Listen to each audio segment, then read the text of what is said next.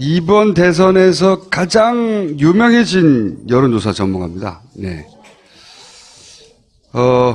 윈지 코리아 박시영 부대표 모시겠습니다.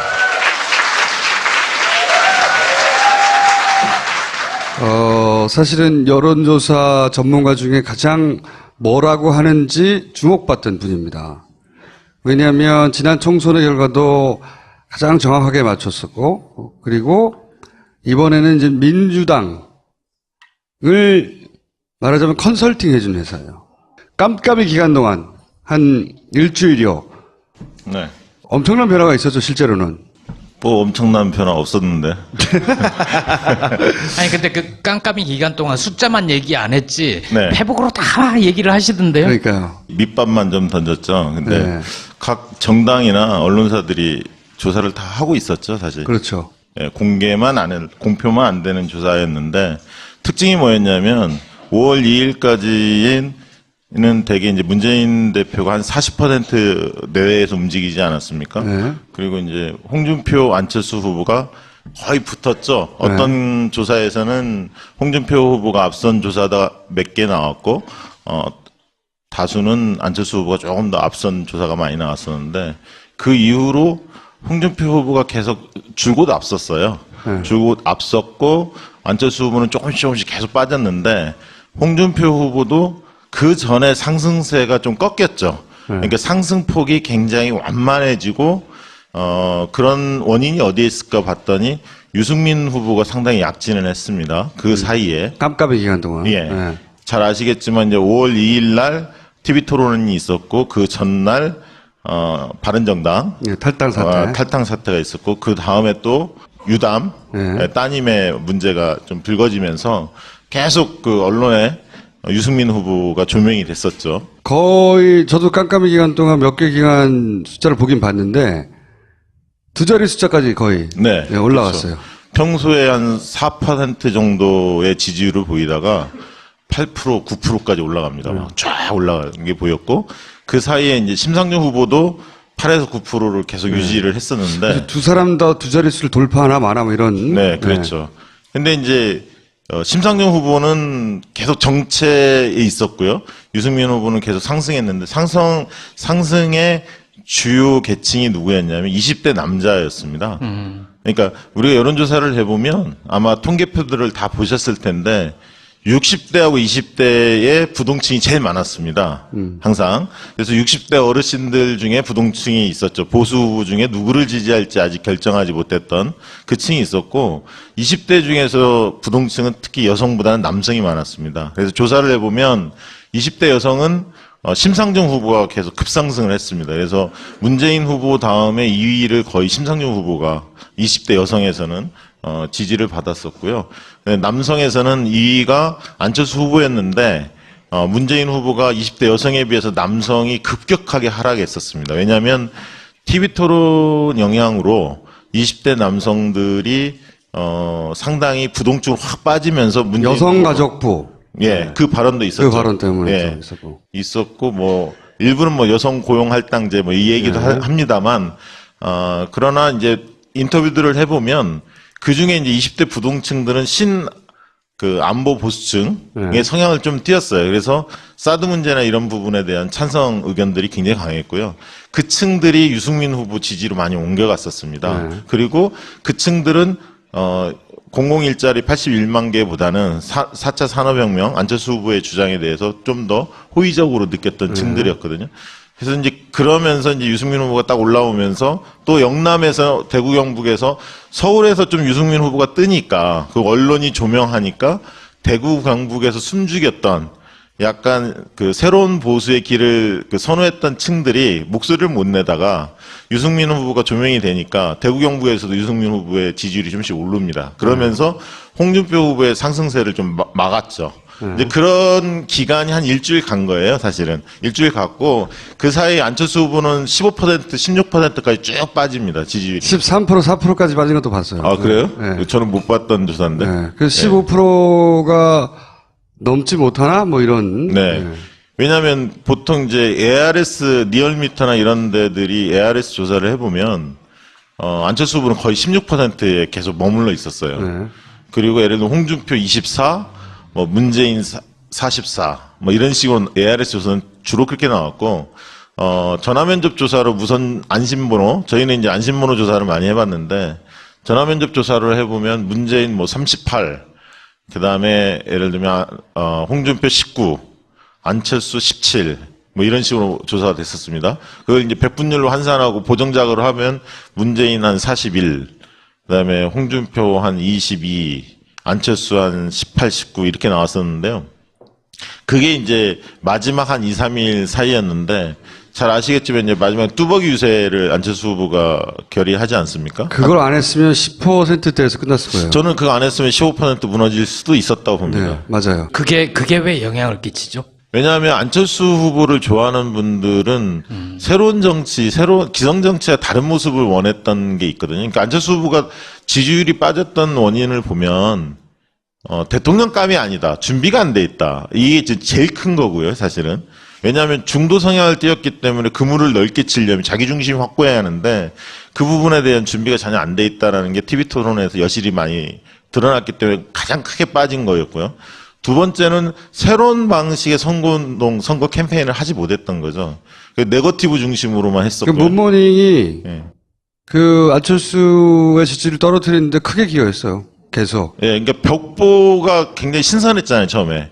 근데 그 다음에 검증공색, 그 다음에 유치원 발언, 1차 TV 토론에서 잘 대응하지 못하면서 지지율이 4월 10일 날 이후로 후보 등록일인 4월 15, 16 앞두고 한 5% 쭉 빠집니다. 그러면서 이제 두 후보가 굉장히 접전이 일어났는데 그 일주일 사이에 15, 16일이 굉장히 중요한데 후보 등록 시점에 조사를 해보면 ARS 조사 같은 경우는 거의 한 12, 13%까지 벌어지고요. 전화면접 조사에는 한 7%? 그 정도까지 벌어집니다. 그러면서 이제 초반에 확 벌어지기 시작하면서 23일 날 잘 아시겠지만 선관 1차 토론회 그게 이제 저 때죠. MB 아바타. 예. 그러니까 MB 앞에다 전에 꺾이는 게 유치원 발언. 예, 그때부터 네. 꺾인 거예요. 유치원 발언이 그로부터 피해를 입는 유권자층이 확 움직였어요. 그래서 생각보다 엄청나게 많이 빠졌거든요. 당황스러울 정도로. 그러니까 이제 저희가 포커스 그룹 인터뷰라고 FJ라는 심층 면접 조사를 많이 합니다. 왜냐하면 심층 면접 조사를 하면 어떤 것을 이야기할 때 태도가 변화되는지를 알 수가 있습니다. 그러니까 정성조사 방식인데요. 우리가 흔히 이렇게 이야기합니다. 만약에 정량조사, 전화조사나 ARS 조사만 한다면 내 마음속에 문재인이 51이고 만약에 안철수가 49라고 생각을 합시다. 비중을. 그럼 나는 51대 49로 문재인을 좋아해요. 그러면 전화조사에 누구를 지지하십니까 하면 그분도 똑같이 한 표에 문재인을 지지한다고 이야기할 겁니다. 51대 49인데 어떤 사람은 80대 20으로 문재인이 80이고 안철수가 20이에요. 그런 사람은 예를 들면 거의 변할 가능성이 없잖아요. 예를 들면. 그러나 51대 49에 있는 사람은 약간만 다른 얘기나 아니 다른 소스를 들으면 언제든지 태도가 바뀔 수 있는 사람들이거든요. 근데 이제 그 당시에 안철수 후보 진영의 가장 큰 아킬레스건은 뭐였냐면 40석이라는 그 미니 정당 후보였다는 겁니다. 그것을 문재인 캠프가 정확히 째고 들어간 거죠. 그러니까 째고 들어갔죠. 예, 40석으로 무슨 국정 운영을 맡을 수 있냐 불안하다 이 컨셉을 계속 이야기를 했었고 대구 경북에서는 박지원 상황론 이게 이제 막 번져 나가는 시점입니다. 그 당시가 그게 막 번져 나가면서 이제 유치원 발언이 터졌고 부인 채용 의혹들이 터지면서 왜냐하면 안철수 후보를 좋아했던 분들은 깨끗해서 정직해서 이게 1번이에요. 지지 이후에. 근데 그런 측면에서 네거티브 공세들이 오면서 약간 덧칠이 됐고 그 이미지가 훼손됐고 그다음에 이제 유치원 발언을 보면서 아 준비가 덜 됐구나. 그런데 1차 TV 토론에서 굉장히 경색된 표정을 보여줬죠. 여유가 없고 이제 그러면서 그 당시에 이제 만 하더라도 그 안철수 후보가 맞짱 토론 이야기도 하지 않았습니까? 문재인 후보한테 그런 시점입니다. 그거 했으면 큰일 날 뻔했어요. 예. 1차 토론 본 다음에 이제 그 얘기 없어졌죠, 사실은. 원래 지지율이 빠질 때 한 번 정도 맞는 거는 조금 내려갔다가 충격을 흡수하고 다시 올라갈 수 있는데 이 연타로 맞은 거란 말이죠. 예. 연타로 계속 맞았는데 두 번째 그러니까 이제 유치원 발언 이후에 그 부인이 보좌관들에게 사적인 신문을 시켰다. 이거에 대해서 부인이 캠프를 통해서 사과하고 안철수 후보는 부인과 같은 마음이다. 요 워딩으로 그냥 치고 나갔어요. 그렇죠. 내 부인이 끝까지. 사과했잖아. 네, 뭐 이미 이런 사과했다고. 거였지. 그거는 사회생활한 성인들은 한 번쯤은 직관적으로 겪는 일이거든요. 그래서 그게 뭔지 알아요. 캠프가 그보다 훨씬 적극적으로, 후보가 적극적으로 대응을 했었어야 되는데, 국민의당 캠프는 내가 말했잖아. 옛날 민주당 못할 때 버전이라고. 그런 일이 있을 때마다 제대로 대응을 한 적이 한 번도 없어요, 사실은. 네. 굉장히 적극적으로 확 끊어버렸어야 되는데, 그때 사람들이 많이 실망했어요. 네. 실망했죠. 그래서 이제 조사를 해보면, FCI를 해보면, 각 후보별로 5명을 제시하고, 대통령감이 누구냐라고 평가를 받아봅니다. 그러면 본인들이 지지를 하는 후보든 안 하든, 대통령감이 누구냐에 대해서 손을 들거든요. 들어보면, 이렇게 평균을 내보면, 문재인 후보가 압도해요. 대통령감이라는 거는. 그 얘기는 뭐냐면, 대통령으로서 기본 자질은 돼 있다. 준비돼 있다. 그러나 나는 저 사람의 성향이 마음에 안 들고 뭐가 마음에 안 들어서 난 지지를 안 할 뿐이야. 이렇게 생각하는데 안철수 후보는 호감도는 굉장히 높지만 대통령감이냐 아니냐 물어보면 지지하는 사람들 손을 못 듭니다. 그런 와중에 TV 토론이 딱 터진 거예요. 확신이 드는 거죠. 그렇죠. 그러니까 저분은 사람은 좀 좋은 것 같은데 선량한 분인 것 같긴 공부도 한데. 많이 했고, 네네. 올바르게 살았고, 성공도 한 거. 교과서에도 나오고. 네. 예. 좋은 사람인 이미지가 있었는데, 그렇지만 능력이 좀 부족한 건 사람들이 도와주면 될 거야. 이렇게 생각하다가, 네. 도와줘도 안 되겠는데? 그게 이제 굉장히 큰 부분이요. 그래서 사실은 저는 이제 페이스북에 그 얘기를 했지만 23일날 토론회가 사실 이번 대선 거의 끝난 거나 다름없었거든요. 그러니까 23일 토론이 그만큼 중요했던 거예요. MB 아바타. 예. 그 이후에 여론조사 결과가 15%에서 20%로 확 벌어집니다. 차이가 1, 2 차이가. 미국 정치, 우리말 잘하는 전문가 있어요. 근데 그 양반이 그 토론을 봤어요. 토론을 보고 하는 말이 저것은 정치 토론의 101인데, 그러니까 첫 장 1번에 나오는 절대 스스로 부정적인 네거티브한 자기 표현을 하면 안 되는 건데 저거는 캠프에서 저렇게 했을 리가 없을 것 같다. 도저히 이해가 가지 않는다고. 이번에 사실 여성분들 이야기 들어보면 심상정 후보에 대해서 굉장히 좋아합니다. 40대, 50대 여성분들도. 왜냐하면 박근혜 때문에 손해봤다는 거예요, 심상정이. 여성 대통령이 망쳐놔서. 그러나 다음 선거 때 심상정을 주목할 수 있다. 긍지를 느낀다. 이런 얘기 많이 해요. 그러니까 똑똑한 여자, 다른 대선 후보들을 막 압도하는 똑똑한 여자, 여기에 호감을 느끼는 여성층이 많이 있어요. 근데 이제 심상정 후보가 사실은 마지막 선거 전략을 잘못 썼다고 저는 봅니다. 그거 저도 그렇게 생각해요. 예. 아이, 똑똑하네. 왜냐하면 5차 토론과 거기서 그 완전히 망쳐놓은 거죠. 그 이후에 예. 망해버렸어요. 제가 오늘 아침에 노회찬 의원하고도 그 얘기했는데 잘 나갔거든요. 첫 차까지. 굉장히 당당하고, 그러니까 이 쟁쟁한 대권 후보가 된 남자들을 막 호령하고 말이지, 가르치고. 그런데 5차에서 저는 그 이유를 그렇게 봅니다. 욕심이 생겼다고. 토론 보면서, 이번 토론 너무 못한다. 말을 잘했다 못했다가 아니라, 그리고 이제 그러면서 고지가 바로 저기라고 생각하면서 사실 정의당과 민주당의 지지 기반은 같이 굉장히 광범위하게 공유해요, 실제. 근데 거기서 문재인을 때려서 그걸 뺏어올 전략을 썼다는 게 저는 뭐 그런 점도 있지만 네. 그전에는 굉장히 도전적인 모습을 보여줬는데 그날 유승민 후보를 계속 치켜 세웠잖아요. 그전에도 한번 세웠는데 그것도 있고. 또 세우면서 굳세요. 약간 나는 이제 좀 잘 나가. 뭐 그런 면도 있고 약간 이제 그렇게 보이는 거예요. 그래서 머리를 쓰는 듯한 느낌? 네. 그래서 마지막에 지금 플랜카드 마지막에 현수막 교체됐을 때 한번 보십시오. 마지막에 소신 투표 유승민 이렇게 갔거든요. 네. 그러니까 소신 투표라는 브랜드를 유승민이 먹은 거야. 그 전에 심상정이 계속 먹다가 유승민한테 스스로 먼저 넘겨줬어요, 사실. 계산법이 이랬던 것 같아요. 그러니까 저는 머리를 너무 썼다고 생각했는데 마지막에, 그러니까 홍준표의 당선 가능성을 떨어뜨리면 떨어뜨릴수록, 그러니까 유승민 후보가 홍준표 후보, 어차피 자기 표를 가져갈 것 같지는 않고 홍준표 후보의 가능성을 떨어뜨리면 떨어뜨릴수록 그래서 문재인 후보가 당선될 가능성이 높아지면 높아질수록 그 여유표가 자신에게 올 거라고 하는 산수론을 맞는 얘기예요. 산수로는. 근데 유권자들이 그렇게 복잡하게 생각하나. 그 계산법이 한번 작동한 것 같고요. 그리고 또 하나는 그리고 나서 자기한테 직접 올 표. 그러니까 홍준표의 당선 가능성을 떨어뜨리고 그리고 그렇게 여유가 생긴 문재인 표를 가져와야 되겠다. 이렇게 계산법이 섰던 게 아닌가. 저는 그렇게 이해해서 보면서 그러면서 물론 뭐 소수 정당으로서 같이 겪는 서러움을 이제 감정이입해서 응원할 수도 있지만 근데 그게 단순 응원 차원이 아니라 구호로 등장하고 네.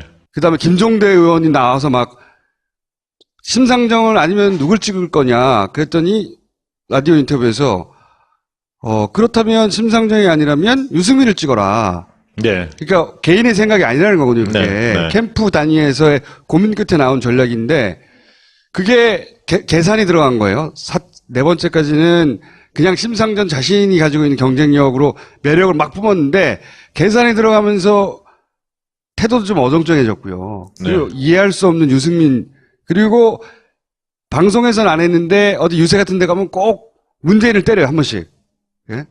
근데 그 두 가지 전략을 동시에 구사했는데 그게 이제 욕심이 생긴 거거든요. 네. 마지막에 보면 아마 깜깜이 선거기 때문에 홍준표 쪽에서 계속 붙고 있다, 역전한다, 뭐 이런 얘기들이 막 흘렸잖아요. 언론에서도 받아쓰기도 하고. 그리고 대형 교회 중심으로 홍준표를 지지한다, 이런 게 막 카톡에 막 돌아다니고 있고. 네. 이러면서 그 대구 경북이 결집하고 있다, 이런 게 계속 감지가 되니까 이쪽 야권 지지층이 위기의식을 많이 느낀 거 아닙니까? 네. 이제 그러면서 야야 대결이 아니라 여야 대결로 다시 이렇게 환원이 되고 보수와 진보의 대결 국면이 네. 홍준표 후보가 친북 좌파 척결 막 이런 식으로 극단적으로 몰고 가니까 그런 어떤 위기감 속에서 사표가 당연히 뭐 나올 그런 것도 수밖에 있는데 없는 측면이 그런 있어요. 게 있다 하더라도 그 6%대가 아니라 그보다 더 높이 득표할 수 있었던 걸 추세를 떨어뜨린 건 그 캠프 내 전략의 실수였던 것 같고 때리려면 안철수를 때렸어야 되는 거거든요. 그쪽에서는. 그러니까 사전 투표했을 때만 해도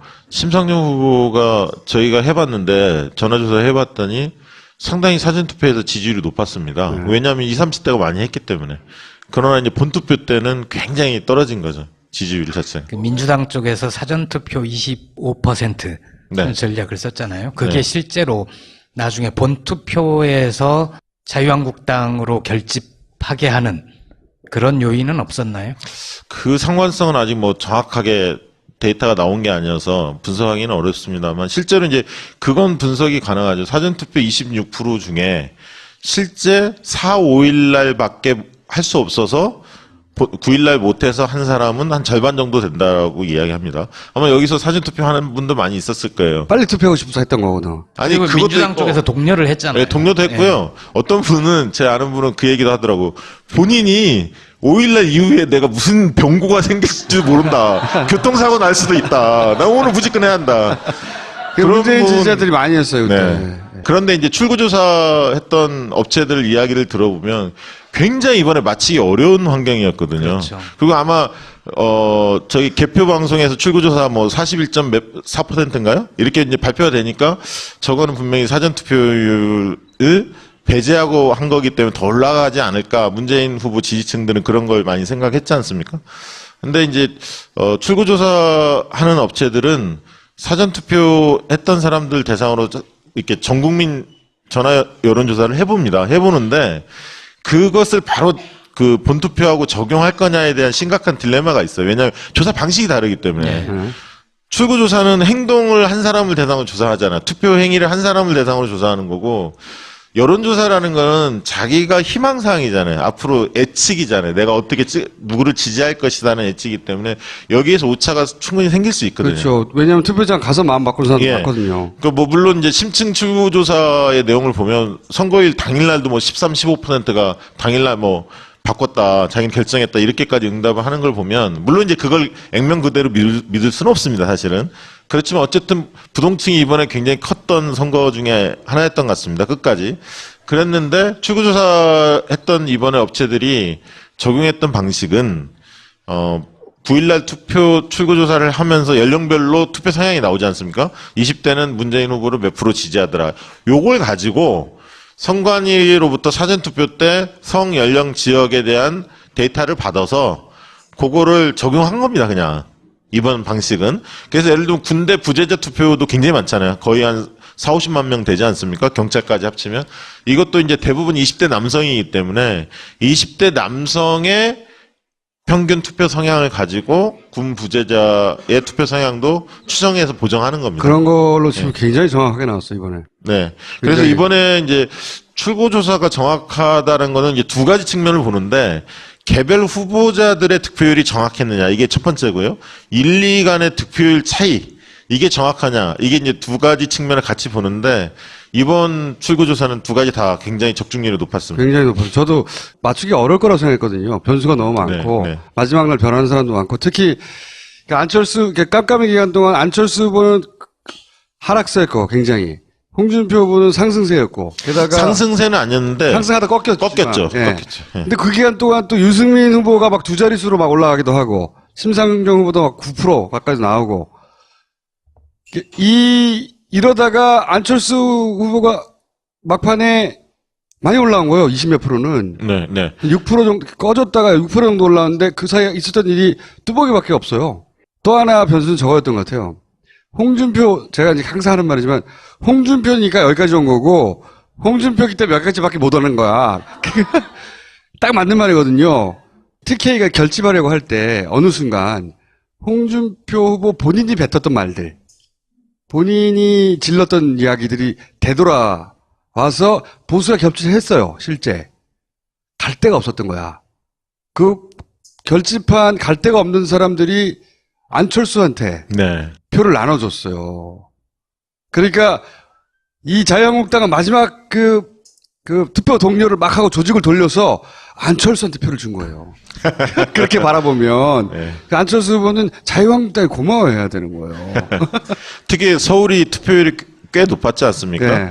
78.6인가 이렇게 나와서 보통 이제 기억하실지 모르지만 전국 선거에서 서울은 늘 평균보다 떨어졌었습니다. 네. 근데 이번에 77.2였는데 78.6인가 이렇게 높았거든요, 서울이. 굉장히 높았던 거죠. 그건 저는 뭐 그거는 촛불 집회 때문이라고 봅니다. 거기에서 많이 이제 광화문 집회였잖아요. 각성이 된 거죠, 많은 분들이. 예. 그리고 그 이번 이제 F사에 해보면 재밌는 거 하나 소개해드리면 이번 선거 사람들한테 물어보면 이번 선거가 굉장히 이렇게 뭐랄까요 겉으로는 차분한 선거였거든요. 그러니까 유권자들이 볼 때는 지난번 대선 때는 보수 진보가 쫙 갈라져서 굉장히 뜨겁게 선거운동을 했다는 인식이 있습니다. 각자 느끼는 감이.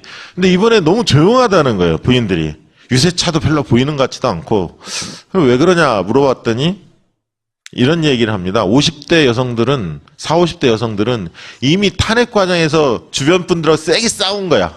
탄핵 찬반에 대해서 막 너무 싸워서 이제 그 정치 얘기를 하고 싶지가 않고 내 정치적 의사를 피력했을 때 상대가 어떤 반응을 보일지 알기 때문에 과거에 지난 대선 때는 50대도 기억나실 겁니다. 단톡방에 일방적 박근혜 후보 홍보하는 글들이 막 도배됐었거든요. 이번에 그게 없었던 거예요. 그러니까 나랑 아주 정치적 성향이 같은 사람끼리만 나누지 약간 섞여 있는 무리에서는 정치 얘기를 안 하는 겁니다. 탄핵 때문에. 그랬고요. 그래서 이제 물어봅니다. 그러면 그 투표 열기는 어떨 것 같으세요? 이렇게 물어보면 자식들이 너무나 선거에 관심이 많다는 거예요. 자식들이. 그러니까 TV 예전에는 토론, 안 그랬는데. TV 네. 토론을 보면 아무 말도 안 하고 가만히 지켜본답니다. 자녀들이 부모님과 얘기를 않고 그러면서 끙끙 소리 내고 야당 후보가 잘못하면 소리 내고 그래서 이제 이야기하면 들어가지 씨도 안 먹히고 그래서 부모님들이 씨도 안 먹히고. 씨도 안 먹힌다라고 표현을 합니다. 그래서 아 이번에 젊은 애들 투표 많이 할 것 같습니다. 이렇게 이야기를 하거든요. 그래서 이번 아마 이게 선거의 특징이 겉으로는 굉장히 뜨겁게 달구지지는 않았지만 관심도는 굉장히 높았던 선거였다. 네. 그렇게 보여집니다. 근데 만약에 그렇지 않고 홍준표 후보가 시간이 충분히 있었다. 그래서 이렇게 극단적인 전략을 쓰지 않았어도 됐다. 천천히 차곡차곡 올라올 시간이 있었다. 그럼 저는 30% 넘어갔을 거라고 봅니다. 한 달만 더 했었으면. 아니 그렇게 안 쓰더라도 홍준표이기 때문에 안 되는 거예요.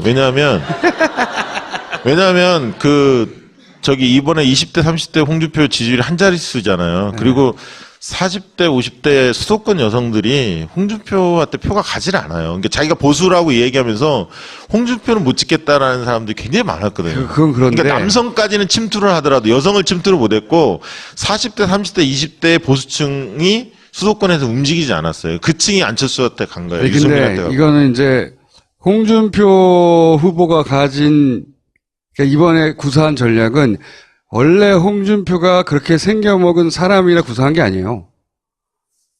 전혀 다른 전략도 취사 선택해서 그런 척하면 쓸 수 있는 사람이에요.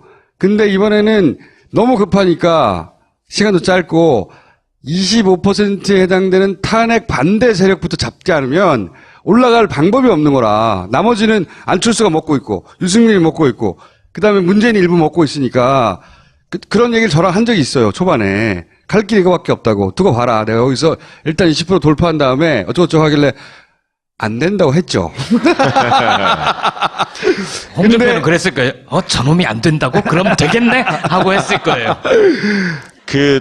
지난 연말부터 한번 몇 가지만 좀 짚어봤으면 좋겠는데요. 그러니까 문재인 후보가 굉장히 위험했던 순간들이 있었습니다. 그것도 사실은. 한번 짚어보죠. 네. 자, 문재인 후보가 작년 10월 달에 국민성장이라는 싱크탱크를 발표했습니다. 그래서 경제 쪽을 뭔가 승부를 보려고 일자리 문제, 이 부분에 대해서 이제 드라이브를 걸었는데. 한 500명 학자들. 그렇죠. 메모드 학자들, 유용을 과시하면서 이제 그랬는데, 아니, 그 부분들은 당연히 필요하죠. 근데 그 당시만 해도 문재인 후보는 집토끼 전략보다는 산토끼 전략이 굉장히 심취해 있었어요. 그러니까 외연을 확장해야 한다는 강박관념이 있었고. 하도 외연, 확장성이 없다고 그러니까. 그리고 경제에 약하다는 얘기들을 하도 들어서 경제로 뭔가 승부를 봐야 한다. 이렇게 생각하신 것 같아요. 근데 이제 그 당시에 시대정신을 조사를 해보면 공정과 정의가 더 높게 나왔었거든요. 경제적 이슈보다는. 그 와중에 최순실 사건, 국정농단 사건이 터진 겁니다, 사실은. 터져서 이제 자연스럽게 이제 그쪽으로 점점 갈 수밖에 없는 환경이 됐던 거고요. 그런데 이제 그 와중에 어쨌든 이재명 시장이 굉장히 선명성을 드러내면서 지지율이 막 고공상진한. 그렇죠. 고구마 사이다. 예. 네. 그러면서 이제 문재인 후보가 뒤늦게 사실은 당과 보조를 맞추시다가 본인도 선명성을 강조하는 쪽으로 바꿉니다. 그러면서 공정과 정의를 강조하기 시작해요. 근데 여기서 중요한 것은 안철수 후보 측의 선거 전략이에요. 그게 뭐냐면 안철수 후보는 그 전에 트레이드 마크 중에 하나가 공정사회였거든요. 그러니까 안철수 후보 생각나는 것 중에 하나는 그런 어떤 벤처 IT 이런 것도 있지만 공정사회, 공정성 이 부분이 굉장히 갖고 있는 장점 중에 하나였는데 이 부분이 없어지기 시작해요. 안철수 후보로 보십시오. 이번 선거 과정에서 안철수 후보는 4차 산업혁명, 미래에 대한 이야기하고 끝났습니다. 사실 선거가. 정말 어울리지 않는 옷을 입었던 거예요. 애초에 안철수는 20, 30대, 특히 20대의 열광을 바탕으로 탄생하는 신드롬이었는데 문재인 후보 조금만 이어가겠습니다. 네. 더. 그래서 이제 공정과 정의에 대한 것을 많이 이야기하면서 개혁 적임자 이걸 막 들고 나갔지 않습니까? 그 적폐청산의 적임자 이 부분 가지고 사실 캠페인을 오래 했었고 그러면서 사실은 위기가 찾아올 뻔했던 게 첫 번째 위기는 뭐였냐면 탄핵 이후에 통합의 정서가 강화될 거다라고 많은 사람들이 예측을 했었어요. 네. 근데 탄핵이 딱 됐는데 박근혜가 불복하는 거야. 네. 그러니까 사람들이 열이 받았어. 네. 이거 이러다 안 되겠다. 완전히 갈아엎어야겠구나. 좀 더 적폐청산을 강하게 드라이브를 걸어야겠구나라는 민심이 형성이 된 겁니다. 다행스럽게. 그러면서 문 후보가 가지고 있었던 그 정체성, 그 트레이드마크가 계속 살아갔어요. 네. 살아가면서 문 후보는 이제 그 뒤에 어떻게 가냐면 정권 교체냐 아니냐의 싸움을 붙었죠. 안철수 후보하고. 그러면서 정권 연장에 대한 프레임을 굉장히 강화합니다. 그래도 홍준표나 바른정당과 손을 못 잡게 쐐기를 좀 박아놓죠. 몇 번. 박아놓고 그 다음에 뭘로 가냐면 준비된 후보로 승부를 건 거예요. 사실은. 이번 대선은 준비된 후보 든든한 대통령으로 승부를 건 겁니다. 그래서 안정감을 강화하면서 50대한테 안정감을 줬고 안보 전략에 있어서 진보가 수세적인 방식이 아니라 오히려 진짜 안보, 가짜 안보 논쟁을 짚으면서 공세적으로 나갔고요. 그리고 생활 밀착형 공약들을 계속 발표하면서 정책적으로 준비되어 있다는 모습을 보여줬습니다. 그리고 물론 이제 국정 경험이 있는 것을 강점으로 살리면서 한쪽은 120석 대 40석 세력의 구도를 계속 만들어주면서 민의정당과의 차별성을 극대화시키면서 그러면서 안정감, 준비된 능력 이런 부분들을 상당히 캠페인에서 성공했다고 저는 보거든요. 그러니까 그 부분이 선거 전략에서 굉장히 유효했다. 근데 저는 후보 측면은 이제 그런 측면이고 캠프 측면을 본다면 민주당이 이번처럼 통일된 어떤 목소리를 낸 적이 한 번도 없어요. 통일이 안 되는 분이 나갔거든요. 나갔죠. 나갔고, 네. 흔히 얘기하는 뭐 박영선 이런 분들도 어쨌든 흔쾌하게 참여하면서 잡음이 없었어요. 이런 건 처음이에요, 처음. 예. 안정감을 줬고요. 세 번째는 저는 지지자들의 몫이라고 봅니다, 이번에.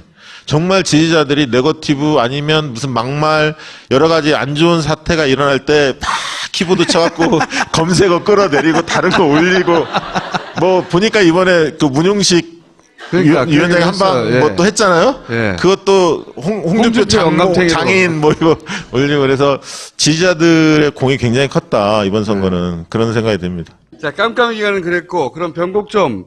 그러니까 위기의 순간은 탄핵 전후였고, 그리고 변곡점은 안철수 후보 입장에서는 그러면 토론회, 아바타, 거기서 끝났다. 그 아바타의 끝이 났는데 너무 아픈 게 안철수 후보는 11일부터 16일까지 그 일주일에서 골든 크로스를 완전히 일으켰어야 사실은 안철수 그렇죠. 후보가 거머쥘 수가 있었죠. 왜냐하면 세력이라는 게 약했고 그럼 본선거 들어가면 당연히 정당 대결이 들어가기 때문에 밀릴 수밖에 없는데 그런 이제 바람에 의한 선거를 해야 했는데 그러지 못했고 검증 공세에 그 당혹스러운 것들이 다 드러났었고 캠페인의 차별성을 보여주지 못하면서 기성 정치와 다를 게 없다는 그리고 결정타는 이제 23일 날 대통령감이 아니라는 것을 대국민 앞에서 유례없는 TV 시청률이 38%인가 그랬잖아요.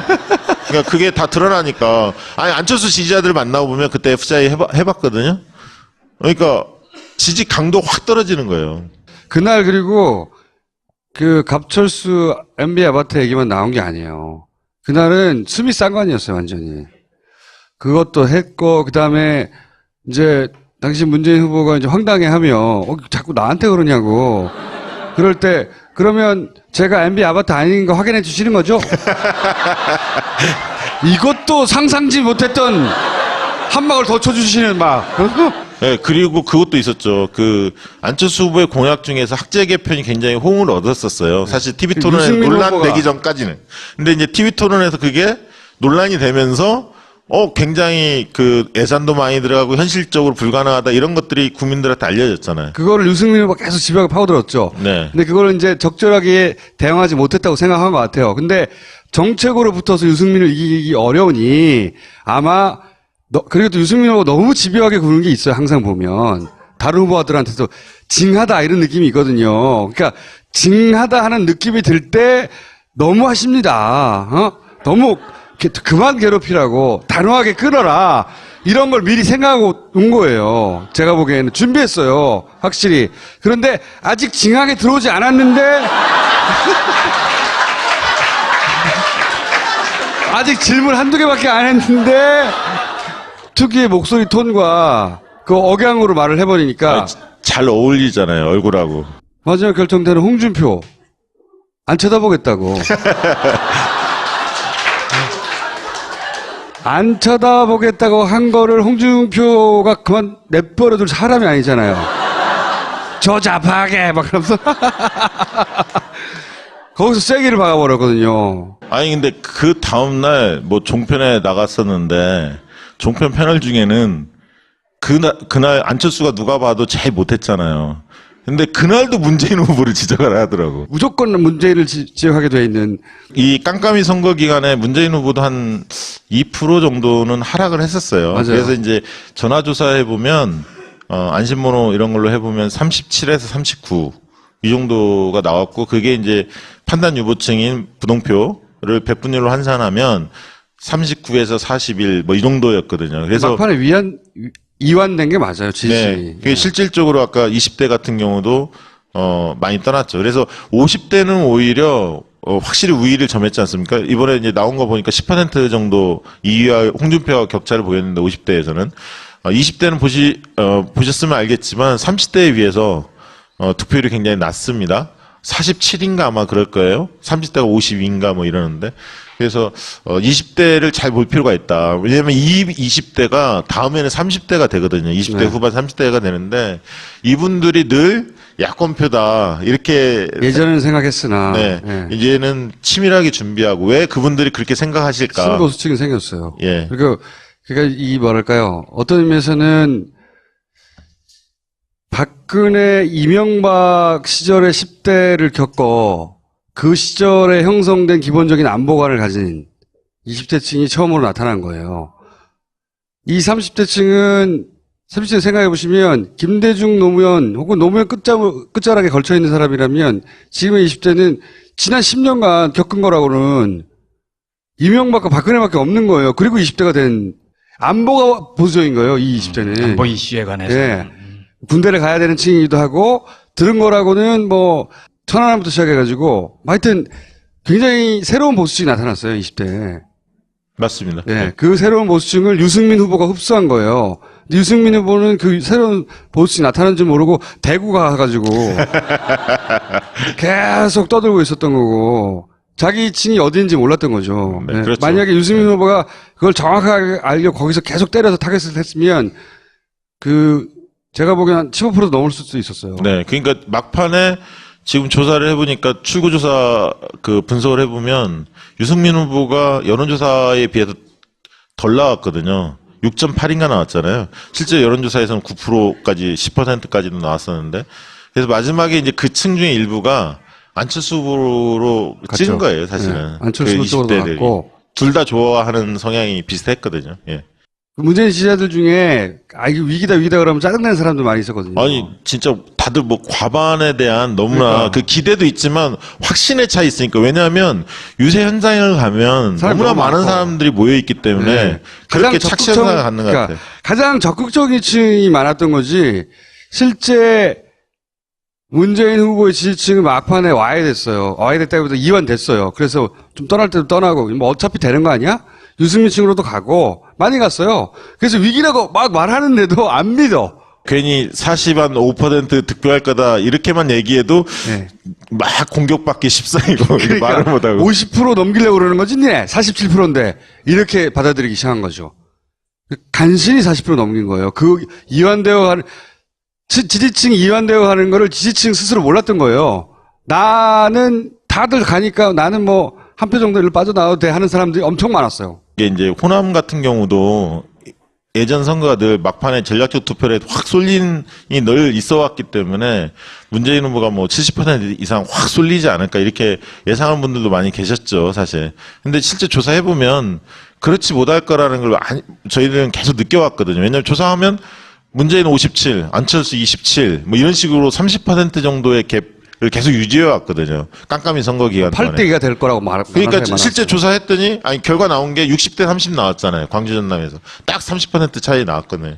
그렇기 때문에 이제 그렇게 쏠리지 않는다라는 걸 봤기 때문에 이게 문재인 후보가 45%를 넘을 가능성이 거의 희박했던 상황이었습니다. 마지막 한 3, 4일 앞두고는. 그리고 또 오자 후보가 모두 10%대를 득표할 수도 있는 강한 후보들이었어요.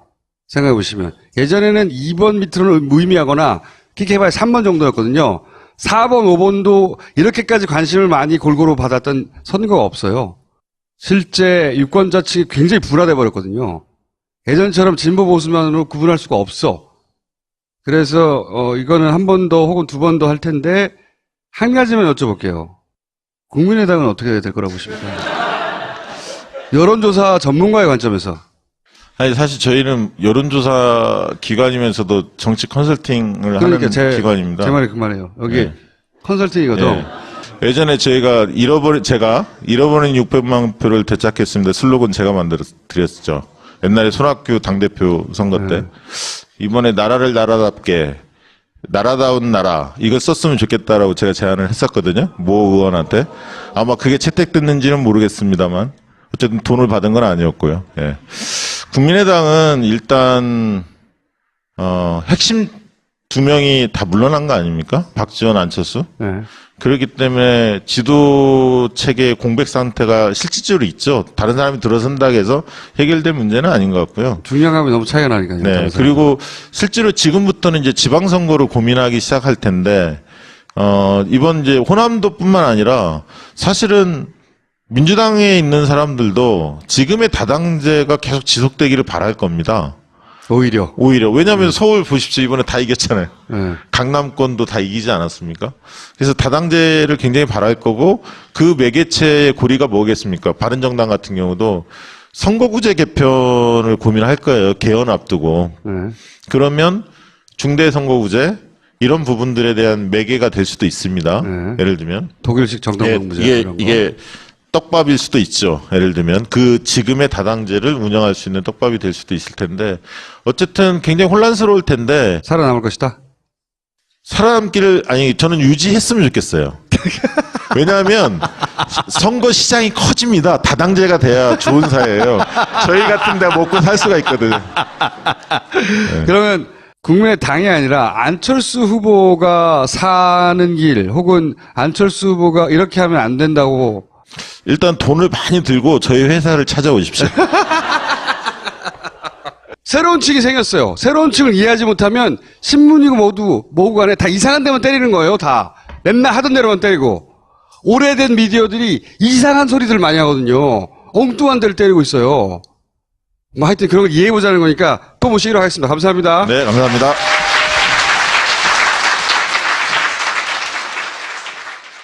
이보시오. 마카 좀 갖다 주시오. 이거 보세요. 여기는 한국입니다. 마카는 페루에 가야 있으니까 그냥 푹 쉬세요. 뭐라고? 페루비안 네이처 코리아의 마고 마카를 모른다고? 아니, 이게 무슨 소리야? 페루를 대표하는 슈퍼푸드 마카. 이제 국내에서도 100%로 드실 수 있습니다.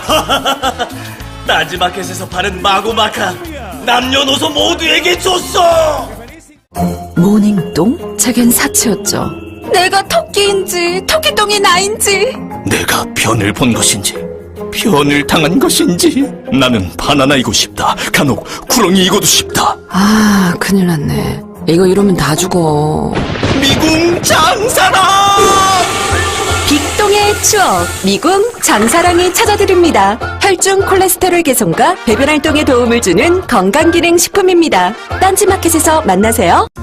뭐 이런 식으로 조사가 됐었습니다. 그걸 이제 백분율로 환산하고 보정작으로 하면 문재인 한 41, 그다음에 홍준표 한 22, 안철수 한 18, 19 이렇게 나왔었는데요.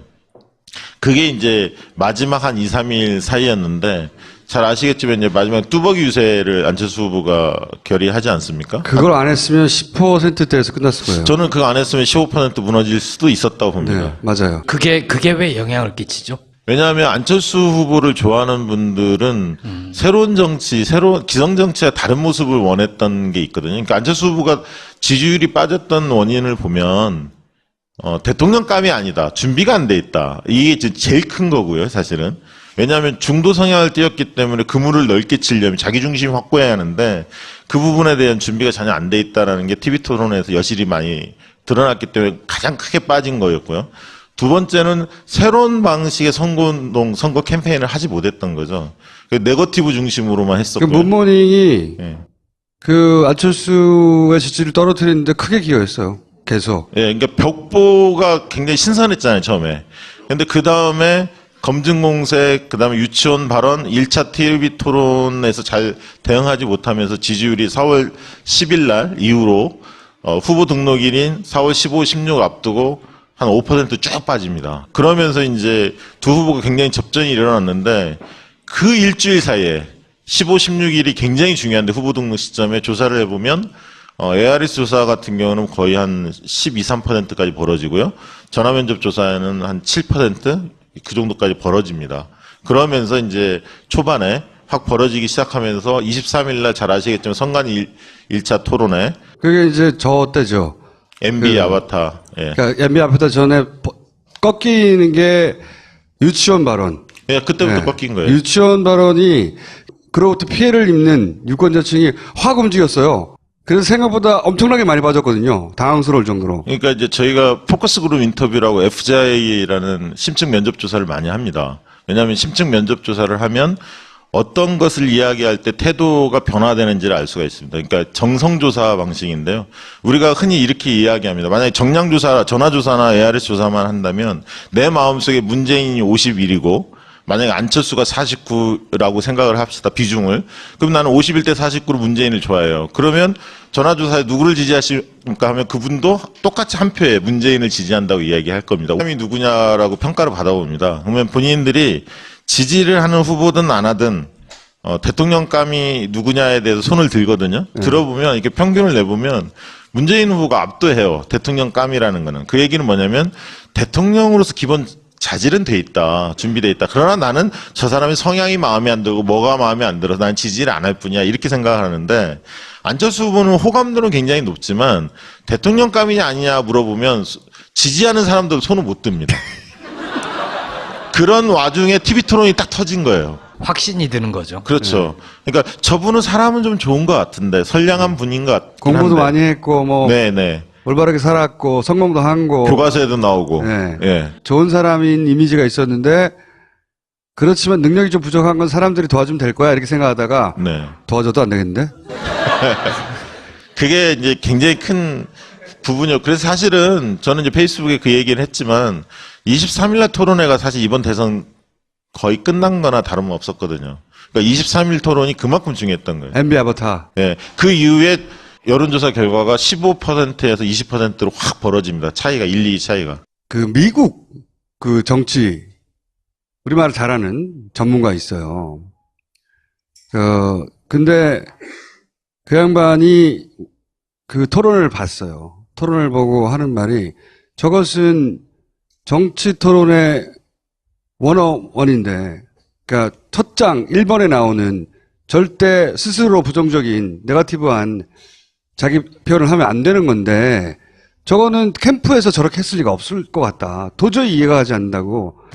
이번에 사실 여성분들 이야기 들어보면 심상정 후보에 대해서 굉장히 좋아합니다. 40대, 50대 여성분들도. 왜냐하면 박근혜 때문에 손해봤다는 거예요, 심상정이. 여성 대통령이 망쳐놔서. 그러나 다음 선거 때는 심상정을 주목할 수 있다. 긍지를 느낀다. 이런 얘기 많이 해요. 그러니까 똑똑한 여자, 당당한 다른 대선 후보들을 막 압도하는 똑똑한 여자. 여기에 호감을 느끼는 여성층이 많이 근데 있어요. 이제 심상정 후보가 사실은 마지막 선거 전략을 잘못 썼다고 저는 봅니다. 그거 저도 그렇게 생각해요. 예. 아이, 똑같네. 왜냐하면 예. 5차 토론과 거기서 그 완전히 이후- 망쳐놓은 거죠. 그 이후에 예. 망해버렸어요. 제가 오늘 아침에 노회찬 의원하고도 그 얘기했는데 잘 나갔거든요. 첫 차까지. 굉장히 당당하고 그러니까 이 쟁쟁한 대권 후보가 된 남자들을 막 호령하고 말이지. 가르치고. 그런데 5차 누구였냐면 20대 남자였습니다. 그러니까 우리가 여론조사를 해보면 아마 통계표들을 다 보셨을 텐데 60대하고 20대의 부동층이 제일 많았습니다. 항상. 그래서 60대 어르신들 중에 부동층이 있었죠. 보수 후보 중에 누구를 지지할지 아직 결정하지 못했던 그 층이 있었고 20대 중에서 부동층은 특히 여성보다는 남성이 많았습니다. 그래서 조사를 해보면 20대 여성은 심상정 후보가 계속 급상승을 했습니다. 그래서 문재인 후보 다음에 2위를 거의 심상정 후보가 20대 여성에서는 지지를 받았었고요. 남성에서는 2위가 안철수 후보였는데 문재인 후보가 20대 여성에 비해서 남성이 급격하게 하락했었습니다. 왜냐하면 TV 토론 영향으로 20대 남성들이 상당히 부동층으로 확 빠지면서 문재인 여성가족부. 예, 그 발언도 있었죠. 그 발언 때문에 예, 있었고. 있었고 뭐 일부는 뭐 여성 고용 할당제 뭐 이 얘기도 합니다만 그러나 이제 인터뷰들을 해보면 그 중에 이제 20대 부동층들은 그 안보 보수층의 성향을 좀 띄었어요. 그래서 사드 문제나 이런 부분에 대한 찬성 의견들이 굉장히 강했고요. 그 층들이 유승민 후보 지지로 많이 옮겨갔었습니다. 그리고 그 층들은 공공일자리 81만 개보다는 4차 산업혁명 안철수 후보의 주장에 대해서 좀 더 호의적으로 느꼈던 층들이었거든요. 그래서 이제 그러면서 이제 유승민 후보가 딱 올라오면서 또 영남에서 대구 경북에서 서울에서 좀 유승민 후보가 뜨니까 그 언론이 조명하니까 대구 경북에서 숨죽였던 약간 그 새로운 보수의 길을 선호했던 층들이 목소리를 못 내다가 유승민 후보가 조명이 되니까 대구 경북에서도 유승민 후보의 지지율이 좀씩 오릅니다. 그러면서 홍준표 후보의 상승세를 좀 막았죠. 이제 그런 기간이 한 일주일 간 거예요, 사실은. 일주일 갔고, 그 사이 안철수 후보는 15%, 16%까지 쭉 빠집니다, 지지율이. 13%, 4%까지 빠진 것도 봤어요. 아, 그래요? 네. 저는 못 봤던 조사인데. 네. 그래서 15%가 넘지 못하나? 뭐 이런. 네. 왜냐하면 보통 이제 ARS, 리얼미터나 이런 데들이 ARS 조사를 해보면, 안철수 후보는 거의 16%에 계속 머물러 있었어요. 네. 그리고 예를 들면 홍준표 24, 뭐 문재인 44, 뭐 이런 식으로 ARS 조사는 주로 그렇게 나왔고, 전화면접 조사로 우선 안심번호, 저희는 이제 안심번호 조사를 많이 해봤는데, 전화면접 조사를 해보면 문재인 뭐 38, 그 다음에 예를 들면, 홍준표 19, 안철수 17, 51대 49인데, 어떤 사람은 80대 20으로 문재인이 80이고 안철수가 20이에요. 그런 사람은 예를 들면 거의 변할 가능성이 없잖아요. 예를 들면. 그러나 51대 49에 있는 사람은 약간만 다른 얘기나 아니 다른 소스를 들으면 언제든지 태도가 바뀔 수 있는 사람들이거든요. 근데 이제 그 당시에 안철수 후보 진영의 가장 큰 아킬레스건은 뭐였냐면 40석이라는 그 미니 정당 후보였다는 겁니다. 그것을 문재인 캠프가 정확히 째고 들어간 거죠. 그러니까, 째고 들어갔죠. 예. 40석으로 무슨 국정 운영을 맡을 수 있냐, 불안하다. 이 컨셉을 계속 이야기를 했었고, 대구 경북에서는 박지원 상황론, 이게 이제 막 번져나가는 시점입니다. 그 당시가. 그게 막 번져나가면서 이제 유치원 발언이 터졌고, 부인 채용 의혹들이 터지면서, 왜냐면 안철수 후보를 좋아했던 분들은 깨끗해서, 정직해서, 이게 1번이에요. 지지 이후에.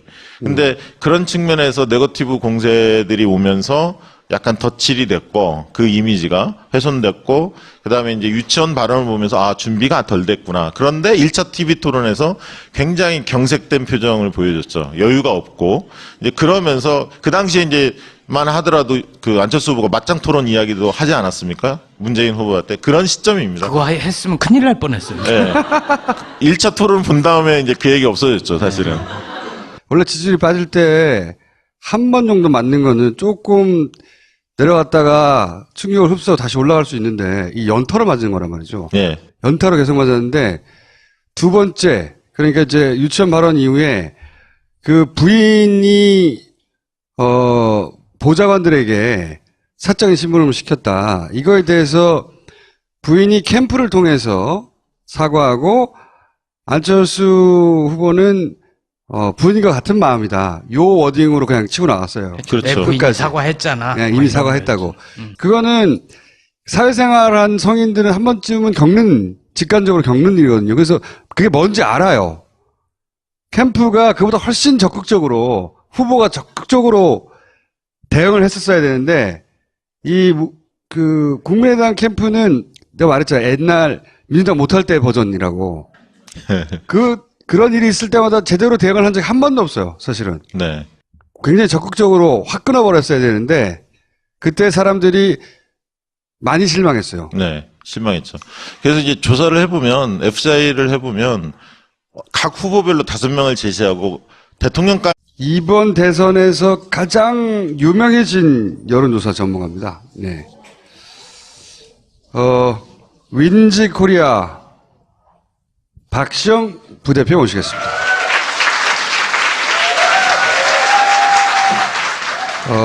사실은 여론조사 전문가 중에 가장 뭐라고 하는지 주목받던 분입니다. 왜냐하면 지난 총선의 결과도 가장 정확하게 맞췄었고, 그리고 이번에는 이제 민주당을 말하자면 컨설팅 해준 회사예요. 깜깜이 기간 동안 한 일주일여 네. 엄청난 변화가 있었죠, 실제로는. 뭐 엄청난 변화 없었는데. 아니 근데 그 깜깜이 기간 동안 숫자만 얘기 안 했지 네. 페북으로 다 얘기를 하시던데요. 그러니까요. 밑밥만 좀 던졌죠. 근데 네. 각 정당이나 언론사들이 조사를 다 하고 있었죠, 사실. 그렇죠. 예, 공표만 안 되는 조사였는데 특징이 뭐였냐면 5월 2일까지는 대개 이제 문재인 대표가 한 40% 내외에서 움직이지 않았습니까? 네. 그리고 이제 홍준표, 안철수 후보가 거의 붙었죠. 어떤 조사에서는 홍준표 후보가 앞선 조사다 몇 개 나왔고, 다수는 안철수 후보가 조금 더 앞선 조사가 많이 나왔었는데 그 이후로 홍준표 후보가 계속 줄곧 앞섰어요.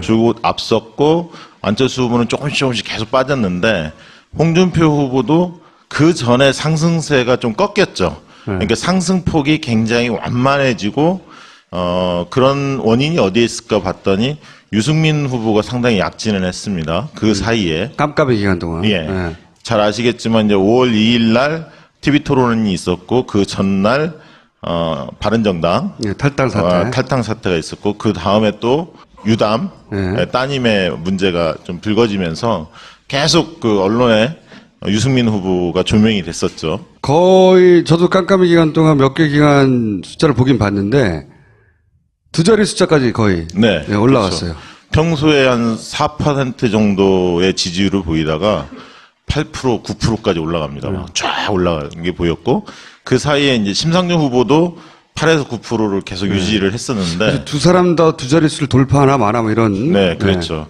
근데 이제 심상정 후보는 계속 정체에 있었고요. 유승민 후보는 계속 상승했는데 상승의 주요 계층이